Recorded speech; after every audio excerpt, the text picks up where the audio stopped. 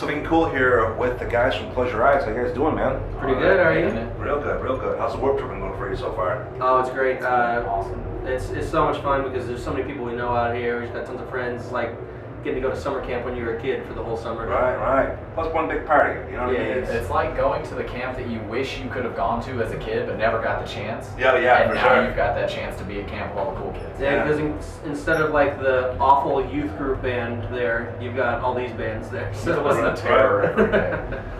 Plus the diversity out there, you know what I mean? For guys that aren't familiar with you, with the kids in the crowd, you know what I mean? You guys get 30 minutes out there, so you get a chance to perform for someone that may have not been a fan yesterday, but today they're like, holy shit, guys, amazing, Right. nice to meet you. You know It's what I been mean? like that every day. Like, it amazes me how many people have never seen our band before, which sounds really weird, but I mean, the band's been around for a long time. Right. So you ask every day, and it's like 5 people that have seen you, and the rest of them are brand new. So it's been really cool getting to, like, get out to new faces. Yeah, that really speaks over to the turnover in our scene, you know? 'Cause, Right. like, it's young kids, so, like, you know, their Yeah. preferences change real quickly. So, yeah, we're getting to connect with a whole bunch of new people, and it's great. That's cool. I mean, it gives them a chance to get a little taste of what you guys have to offer, so when they know when you guys come back on your next tour, like, holy shit, you know what I mean? That little thing I seen, I can't wait to see the whole production, the whole Right. setup, you know what I mean? But like you said, shit does change, man. I mean, the way music's going, these kids are, today they're this, the next day they're that, so I mean, seeing everything out there, does that help influence you guys, how you guys want to step in your next direction, about what, you know, you see something working a little bit more for somebody that you guys haven't tried yet, and say, you know what, it's not going to be that big of a change, but let's adapt just a little bit to keep on. I think we do that in every record, but we don't necessarily think of it that way. We do it because we write songs that we want to write, and we think, yeah, this is cool, let's do this. Right. And all of our records have songs that sound different. None of our records sound the same way all the way through, you know? So we just always kind of like let it progress and let it be what it's going to be and just have fun with it, you know? Cool, very cool. Yeah. Now, the newest release is Line in the Sand. Line in the Sand. And tell me a little bit about that. Tell me about the label, how it went through, the whole process. Well, it's with Victory Records, and they've just been incredible to us, so supportive throughout the whole time that we've been with them.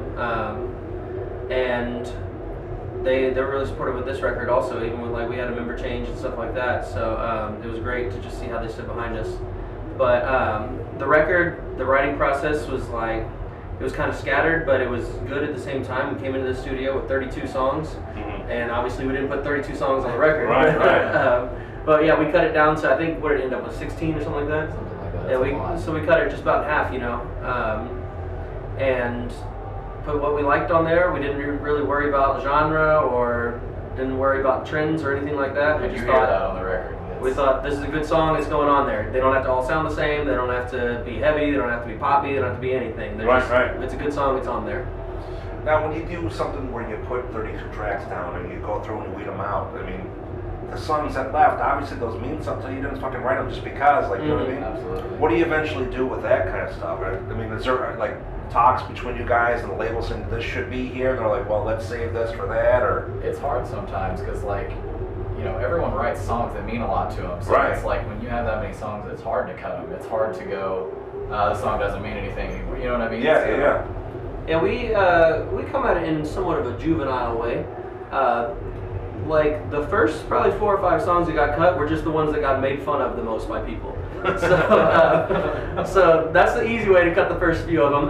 There was a little bit of talk with the label about different songs. Like we just put out a 7-inch also. Okay. Don't necessarily count that as an album, you know, because it's 4 songs, two acoustic songs of just songs that were on the last record, and then 2 new songs. But there was an idea that we wanted to save 2 songs for that. So that was for number 17 and 18 that made the cut. You know? Okay.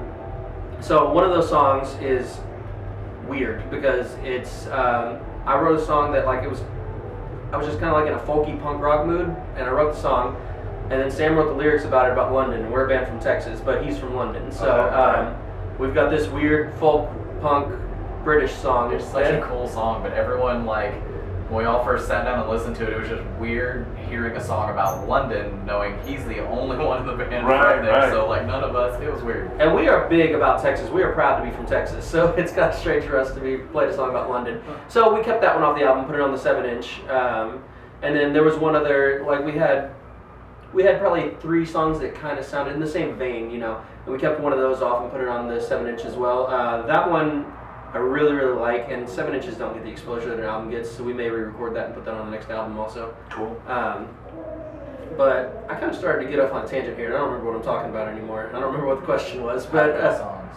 oh yeah, how we cut songs. So yeah, the ones that we made fun of, those got cut, and then after that, it was just like that. The 2 songs I talked about on the 7-inch are really the only ones that the record label said anything about, so they just leave it up to us. They trust us, and Cool. which I appreciate that. You Very know? nice. I mean, it's got to be good to have that kind of relationship. You know what I mean? Absolutely. So someone being down your back saying, you know what, fucking, I listen to this, I want this and this, and so you're like, well, I feel this should, you know what I mean? For them to give you the ability to go ahead and say, Yeah, and it's always so positive with them. They're so excited about what we're doing. They love the songs, you know, and they really trust us. So there's so much positive reinforcement. We really appreciate They it. hate micromanaging, so it's like they'll make suggestions, and there have been a few things that they've been like, that's a bad idea. And right. typically we think about it and agree, you know, so they're so good about, you know, letting us do what we want to do and not what they want us to do. Cool. So it's cool. After the Warped Tour wraps up, what's next for you guys? You guys got something else going, or? Yeah, it's not announced yet, so I can't say any specifics about it, but we're going to be in Europe in the fall. Okay. And then, other than that, we're going to be writing for a new record. We're pretty excited about it. We got some ideas already flowing around, and the last record, we really liked the songs. I think it's the best record we've ever done. It's a lot more mature, but we were still kind of feeling each other out because we had a couple Minor member changes, you know. And I think that we know each other a lot better now, and I think this record's just going to knock it out of the park. Cool, man. Really We're all cool. really excited about sitting down together and writing. You know, we've toyed with ideas already, and the ideas we've toyed with are already pretty exciting, but I think once we all get together and are able to jam some stuff out, Have a chance to sit down and actually be like, you know, I this think is- we're going to crank out some good stuff. Yeah, because like the ideas that we've come up with are just like, they're just those kind of things where, you know, yeah, this one's going to be a banger, you know? Right. Yeah. Cool. Now, if I want to follow up with you guys, I want to know about the tour that you didn't announce yet, because you got, you know, obviously shit that has to go through. When am I going to go? What am I going to see on Facebook, Twitter, YouTube? I mean, we got all that social media stuff, so We're more active on Facebook right yeah. now than anything. We're trying to get more active on Twitter and Instagram because those Alright, are. man. You know, it's Yeah. a new podcast. Dude, tomorrow there's going to be, who knows what the fuck. You know what I I mean? know. It's going to be. the good thing is our Facebook posts to Twitter also. Oh, good. So you got it all linked up, so you know what I mean? So, but I mean, we try to answer everything on Twitter. Sometimes, you know, It's hard. we get lax on that.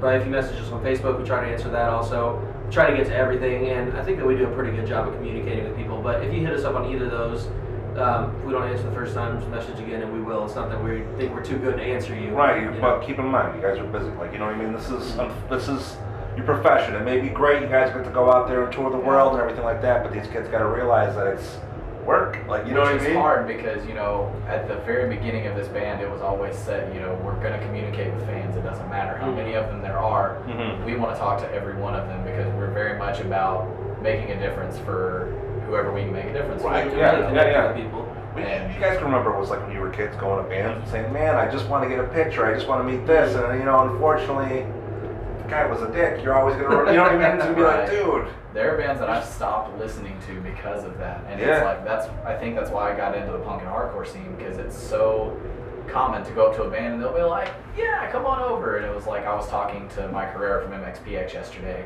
Oh, yeah. and it's like I still get nervous being around him. Like MXPX was so huge for me as a kid, and he was just, you know, just chatting with me yesterday. It was awesome, you know. So we love to be able to give that back to kids, you know. So at CYE Band on Instagram and Twitter. Okay. And then Facebook, I think, is facebook.com/Close Your Eyes. No, Close Your Eyes. It's either Close Your Eyes Band or Close Your Eyes Music. I can't remember which one right now. I think it's Or Close just Your Eyes search Band. Close Your Eyes. I think. Yeah, it's the first one that comes Yeah, up. pop it up on Google, it's all Yeah, up. yeah. There you go. Perfect. All right, guys, appreciate your time, man. Absolutely. Thank you very much. Thank you.